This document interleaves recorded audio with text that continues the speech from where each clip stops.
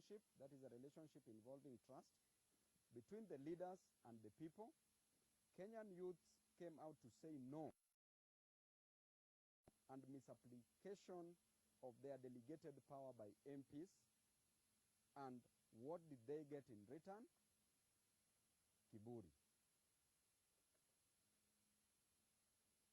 Ruto ordered the police to kill, to abduct, to detain, and to torture Kenyans in unknown places without access to their family and advocates.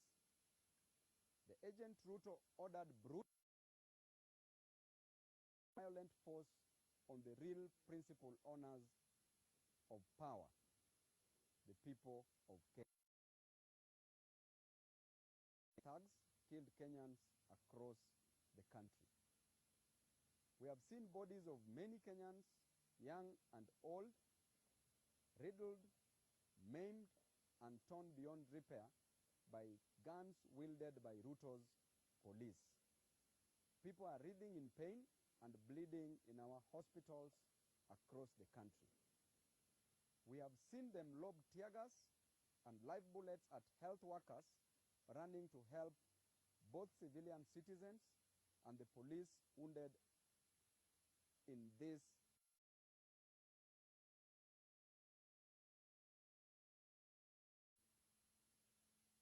As I sit here today, sources have confirmed that more than 50 Kenyans have been killed since yesterday for standing up to ask President Ruto's regime to ease the yoke of oppression on their necks, and more than 200 people wounded in the process.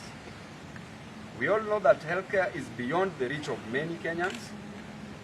We know our primary education is run down and broken. Transition to secondary school is in deep confusion. University and college education is now beyond all youth and their parents combined. People can't afford food and basics. There is despair on our land. And yet, after the brutality visited upon Kenyans across the country yesterday and throughout the night, Ruto came out to disrupt the 9 o'clock news with his address to the nation. We did expect, what we did expect of him in his leader capacity were, number 1, to withdraw the Finance Bill 2024. Number 2, to dissolve his incompetent cabinet. Number 3, to form a national dialogue committee to consider the distress of Kenyans. Number 5, to extend an olive branch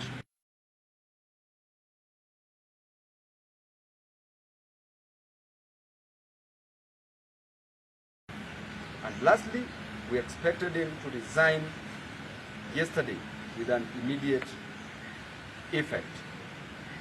Instead, Kiburi. The stubbornness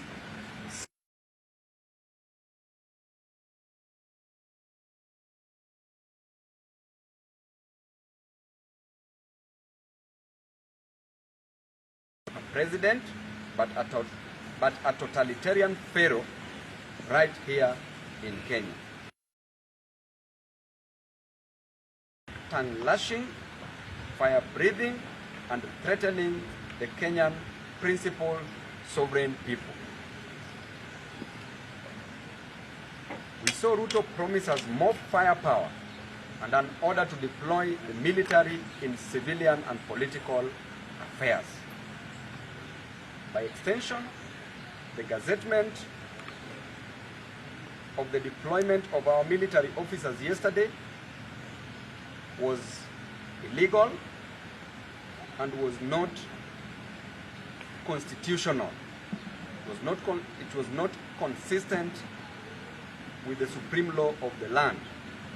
And therefore, coming to Parliament today to pass it means that we did not in the first place consider the Parliament's job in doing such a great job. The law does not act retrospectively. And it is very wrong for you to deploy military and then come and pass it later on the floor of the House. We had nothing, completely nothing, reconciliatory from Ruto. Instead, he branded Kenyans' liberation seekers as thugs, dangerous criminals, and said their acts of asking their servant leaders to act in accordance with the social contract are treasonous. We want to warn Ruto that is completely out of order. We want to warn the bribe-taking MPs that they are out of order. We want to remind Ruto and his band of arrogant advisors that democracy remains a government of the people, by the people, and for the people. It is not a government of Ruto, by Ruto, and for Ruto. Generations have waged war and shed blood, both externally and internally, to defend democracy for many years. President J.F. Kennedy warned in 1962 that those who make peaceful revolutions impossible make violent revolutions inevitable. To the Gen Zs who sparked off these protests, I want to encourage you that our founding fathers waged war against a whole British Empire and won the struggle for independence. The subsequent generation waged war against a single-party dictatorship and won. Your parents and us, your older siblings, waged war for a new constitution and won it. It is now your turn to wage war against economic injustice. And I promise you, you will win this war and birth a new Kenya. As a young leader in this country, I pledge to work and walk alongside you as you wage this war against economic injustice. Young people are capable, when aroused, of bringing down the towers of oppression and raising the banners of freedom. We demand justice for those who were killed by the police since this demonstration started in Nairobi and other counties across the country. We demand that Ruto resigns. We demand justice for those young men and women and any other person who was killed yesterday, and also justice for those who were killed in Githurai last night. We demand that medical costs be met by the government for all those who have been wounded. We demand for compensation to the families that have lost their loved ones and breadwinners. We demand for the release of the economic freedom fighters who have been abducted and held in Comunicado by the government. Thank you so much. God bless you. God bless Kenya. Asanteni sana. Is there any question kama kuna swali? Yes, one question. We've heard that there were exchange of laws in Parliament.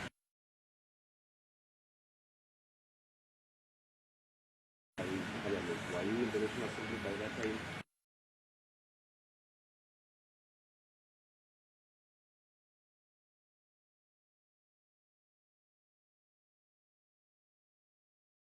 Remind the Speaker, Moses Wetangula, that some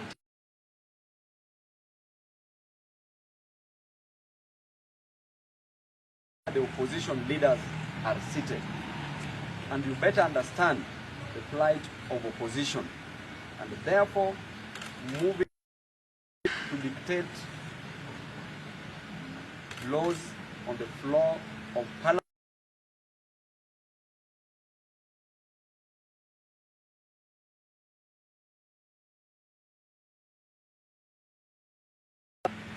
coming out today to tell us that KDF must be deployed in this country.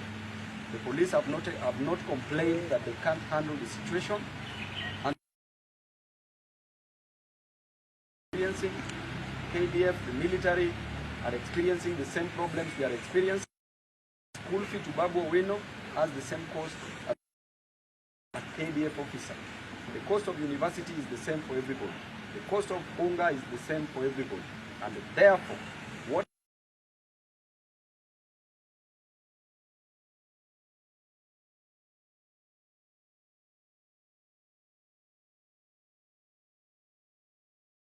pumping knowledge into their empty brains.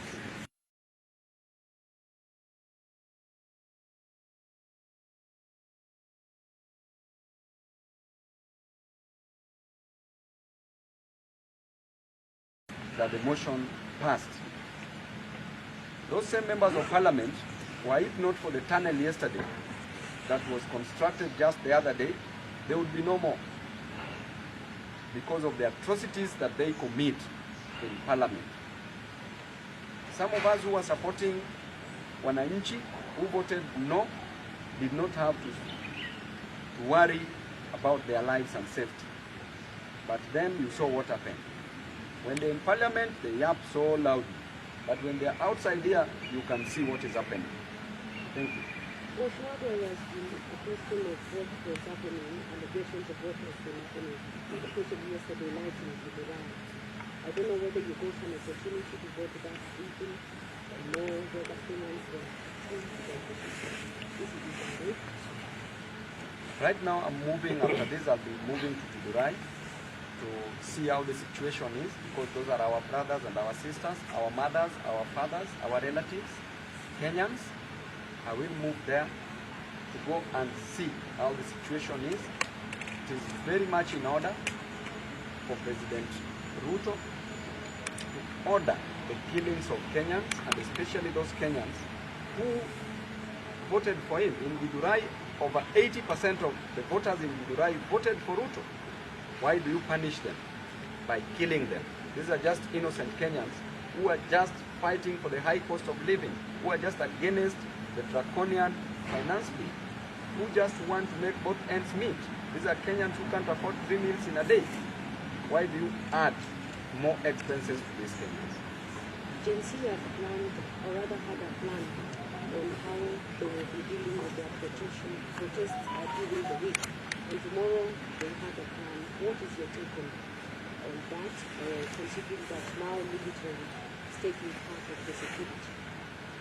If military is coming in about tomorrow's protest, as was already organized by the Gen Zs should not be cowed. They should proceed. Military should know their role. They should know to what extent they should move. They cannot kill Kenyans, the same Kenyans that they swore to protect and to preserve their lives.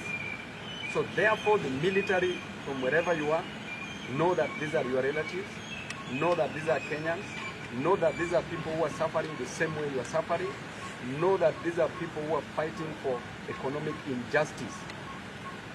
In case President William Ruto doesn't attend signature on that bill, comes back to Parliament, do you think there will be a need to proceed with protest? The moment Ruto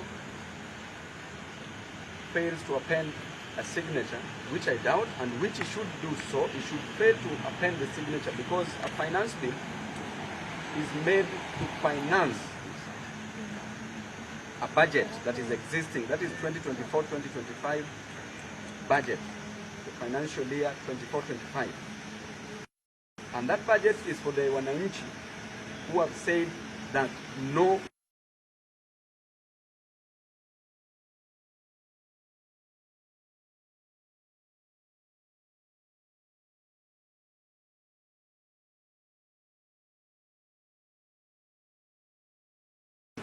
on which clauses is not pleased with, and we as Kenyans have already stated clearly that we are not pleased with all the clauses, and it should be suspended, and therefore it won't pass. The moment it doesn't go through, then it is simple.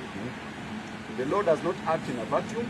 There is the 2023-2024 Finance Act that should take precedence, but I also advise the Gen Zs and Kenyans to revisit that one, because that one is equally bringing high cost of living, and therefore we need to make all the wrongs correct at once without stopping. So I still encourage them, when they finish about that Finance Act, they go to the incompetent and a bunch of miscreant gang in the Kenya Kwanza government, in the cabinet, they should be taken out.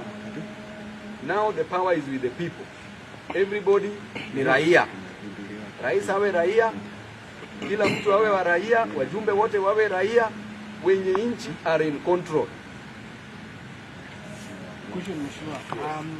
You talked about the issue that happened this morning on the passage of the motion to deploy the military. What is the normal procedure for such a motion to be passed? You know, the Constitution is very clear that, number one, it has to come on the floor of the House, right?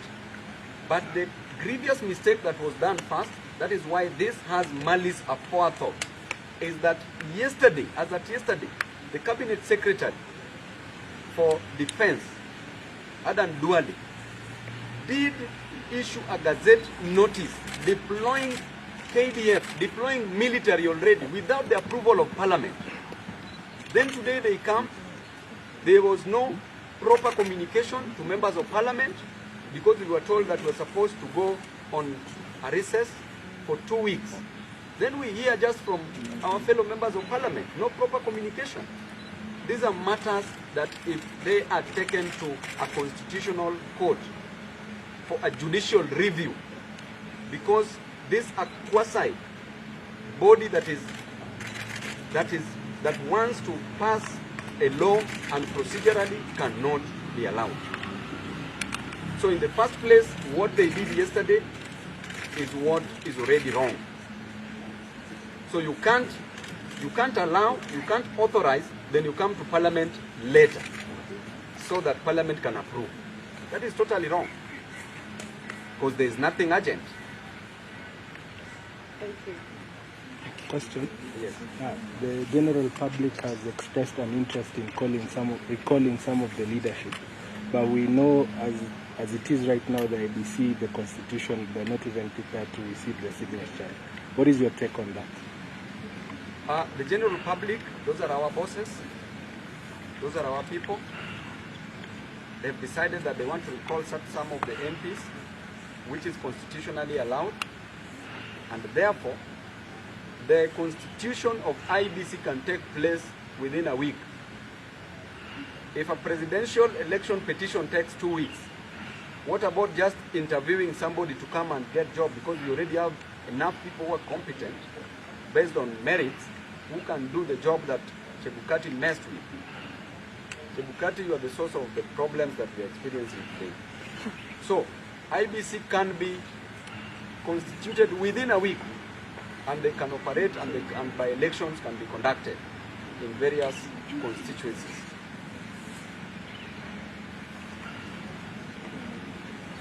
Because how? Iko chungu.